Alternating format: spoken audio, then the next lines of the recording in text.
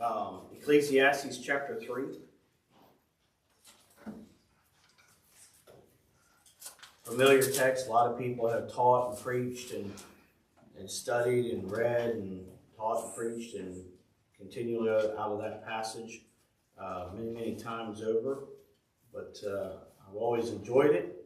I think anytime God gives us a list of things, we ought to take special note to those lists. Anytime God details out a list of something, you got to wonder why.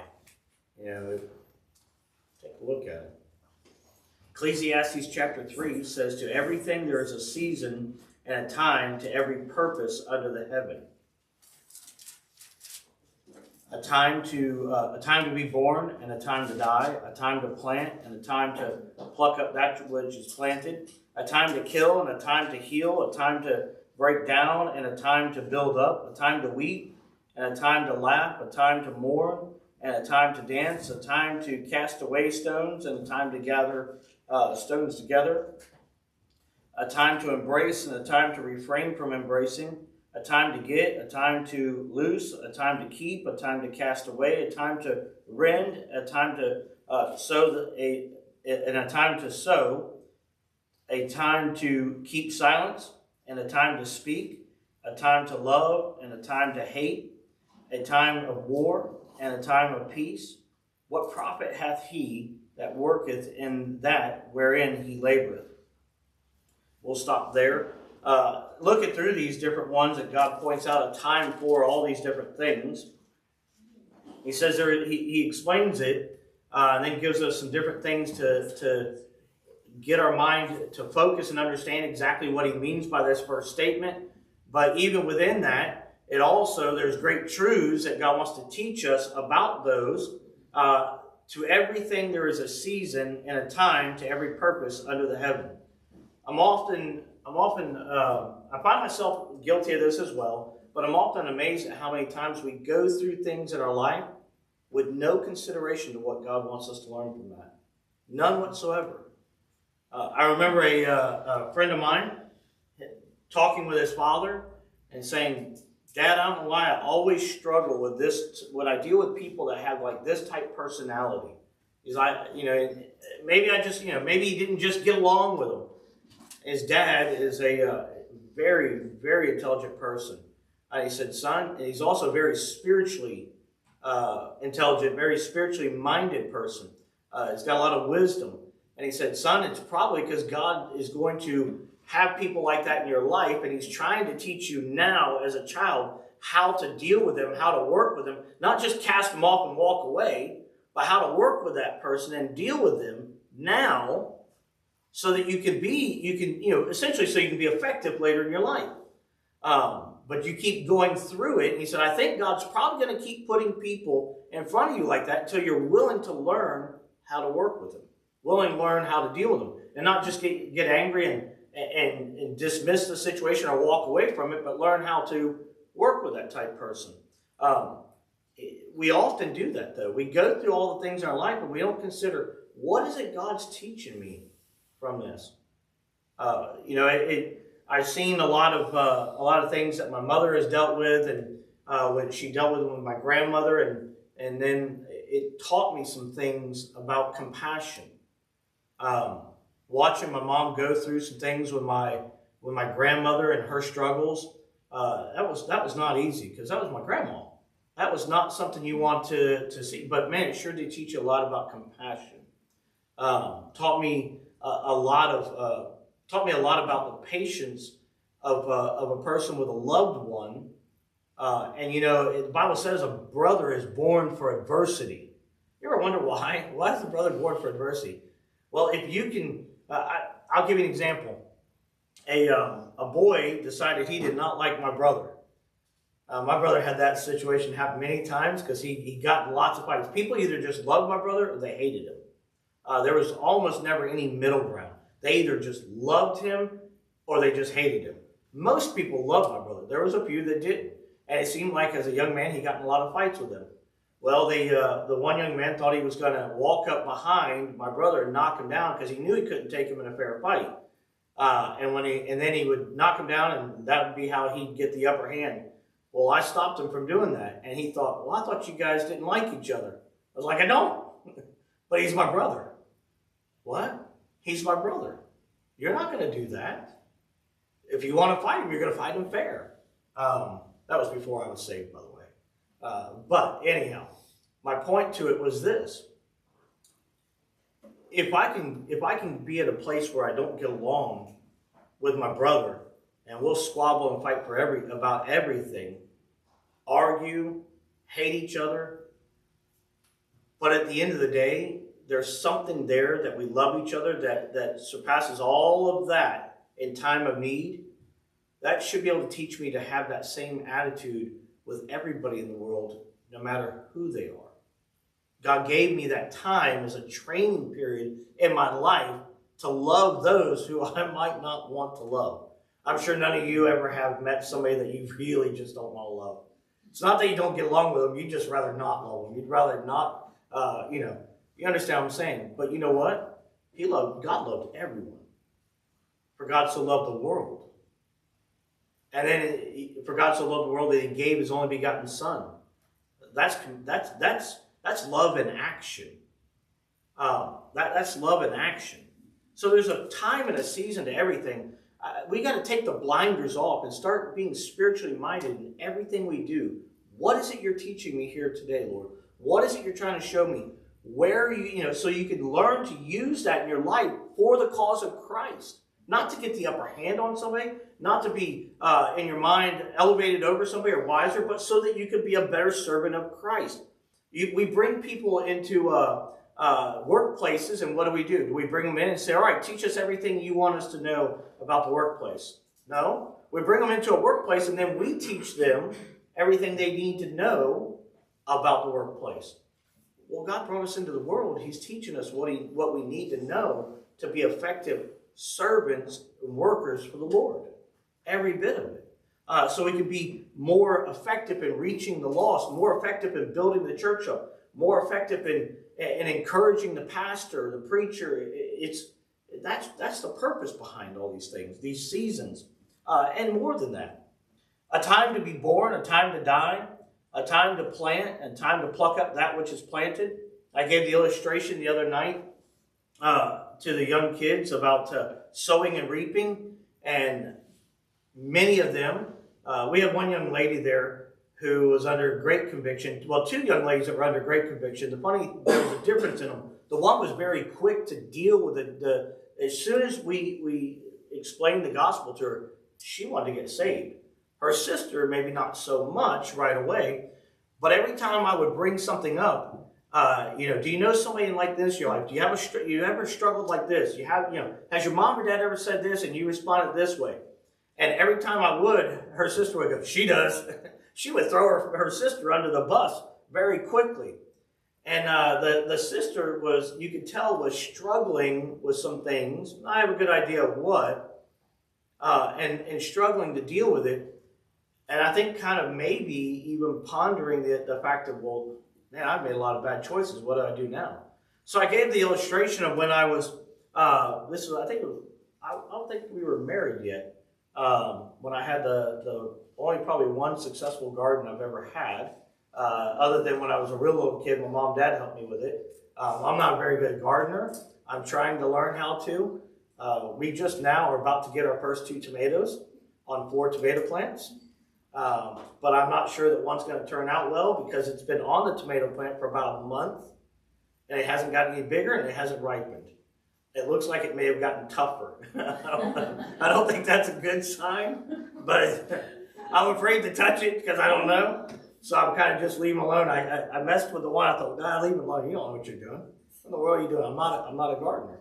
But I had one successful garden, and it was probably nothing to do with me whatsoever. I just happened to plant it next to a river where we lived, and that ground was so fertile and so wet because of where the river would overflow its banks. There was so much fertilizer there, and there was constant water. Constant water. So that's probably why I did. It just happened that way. But I one time I went out, and this was early on in the ministry. We were not married yet. So this was like my first year and a half there with the ministry. So I had about 200 and I think less than $250 a month support. Okay, and I thought, I'm going to plant a garden. And I decided I'd go out and plant this garden, and I thought, man, I'm going to buy. I've never done corn before, so I'm going to plant corn. I bought sweet corn. And when I asked the price on how much that was, I thought, y'all are out of your mind. I can buy the sweet corn for that price. But I'm going to plant some and give it a try. And it started growing. I got it all planted. I realized I could not put too many rows in, but I had all these other rows that I had plowed. And surely I wasn't going to just leave them. I mean, you start to build, you don't build, people are going to question you, right? So you got to build the rest of the rows. So I looked around, and there was a bunch of popcorn seeds there. And I thought, I wonder if those will grow. I want to plant them and just see. And I planted several rows of popcorn seeds, and they grew. And I thought, look at that. I'll be honest with you, a little bit of pride kicked in, and I was thinking, look at that. I'm doing pretty good. I'm not as bad as I thought. And as they started to grow up, they were growing up and looking good. And I walked into church, and who would end up being my father-in-law was there, and I'm telling people about the garden, how everything's growing. I planted cucumbers, and you say, did you read the package of how close you were supposed to plant them? Yeah, after. And I found out they were supposed to be like that far apart, and I just planted a string row of them. I thought, well, if one's good, let's just plant a whole row of them. I had so many cucumbers growing. I think I stopped somewhere around, it was either 300 or 400. I stopped counting that. I was giving cucumbers to the point nobody in the church, I think they dreaded me coming in with cucumbers. And I was pickling them, and I was doing everything I could with them, and I was like, man, you can't waste all this. It's all, well, you probably should have. But then that corn started to grow, and I was in there, and I was telling everybody how successful it was, and I thought, I want to tell them my great idea. And they probably don't realize that popcorn seeds will grow. About the time I did, he looked at my now father-in-law, looked at me and said, did you plant it close to your sweet corn? I said, yeah. And he said, oh, man. He said, you realize that it's going to cross-pollinate? No, I didn't know that. What do you mean? He said, well, they're going to cross-pollinate. And I said, okay, I get that. The bees are going to fly around, go to all the different ones. Yeah. What are you trying to tell me? He said, your sweet corn is going to taste like partial sweet corn and partial field corn. And he said, it's going to blend the two together. I said, how do you think it's going to come out? He said, probably not good. He said, it's probably going to taste like field corn. I was like, man, deflated my bubble right there in church. You're not supposed to do that. You're supposed to build each other up, right? It wasn't an encouragement that day. I said, well, man, I ruined that corn then. He said, no, you didn't. He said, go back. He said, do you know where you planted the sweet corn? I said, well, yeah, I know exactly where I stopped and where I started. Maybe within 1 or 2 plants at the most. He said, just go back and pluck up all the popcorn seeds. He said, as they grow up, he said, just rip them out. Pluck them out. He said, then they won't grow, and your sweet corn will grow up, and you'll get to have the sweet corn. You say, how was the sweet corn? I don't know. There was a whole lot of other things with corn you have to do that I had no clue about. I barely got any corn, okay? I think out of all the corn, I maybe had like barely enough to put in a pot and boil, and it was sad. But at least I did get some, but I learned a valuable lesson. A great illustration to use with people. Maybe you're making bad choices. Maybe some of the things you've done you're not pleased with. Go back and you can go back and say you're sorry. You can go back and work the extra time it takes to fix it. You can go back. There are ways to go back and solve many of those bad choices. One is stop making the bad choices, right? Move forward. Pray.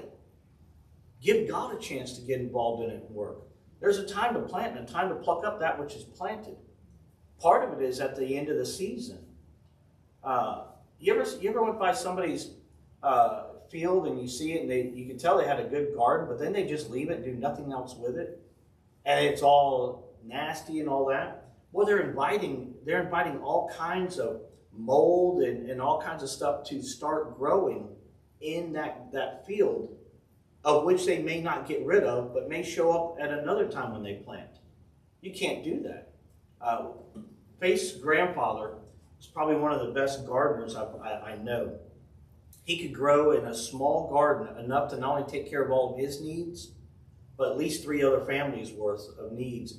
And he did it all with no power tools. And he plowed his garden the way the Bible talks about. You say, what is that? Well, study it out and see. There's a time in which you're supposed to plow your field. Most people don't do that because it's cold.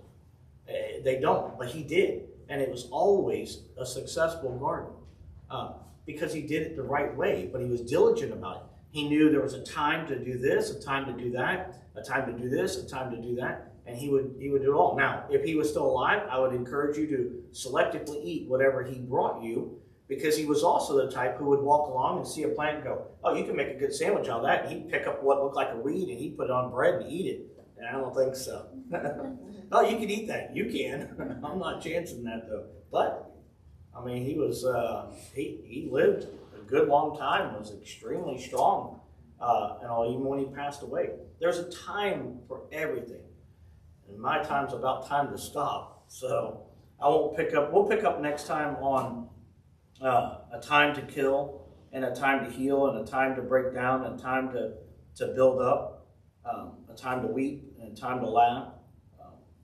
I really want to get to 4.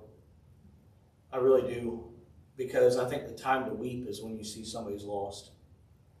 I think our churches are suffering because there's not enough people weeping for the souls of men. He that goeth forth and weepeth. Read the rest of it. I'll leave that as a challenge to you. Read it. Our churches are not full because we aren't broke. We aren't weeping over the souls of men. That time is coming and going every day for different people, and our impact is lost because our heart is not right. Most people don't care how much you know until they know how much you care. And when they really know how much you care, then they want to know what you know. And it opens up doors to show them how. You ever met somebody who told you they cared and you could tell it was as fake as a $2 bill, or maybe there's a real $3 bill? We use that. I don't think there's any $3 bills. And you know they don't truly care. You ought to care. You ought to truly care. Enough to pray and enough to be broke to weep over them. All right, we'll be dismissed. I'm not going to do either one of the ones other than to say to the work, ye servants of the Lord. I like that one. But Dr. Keaton, when he gets back, or if he's listening to it, he can call it in if he wants. All right. Thank you, guys.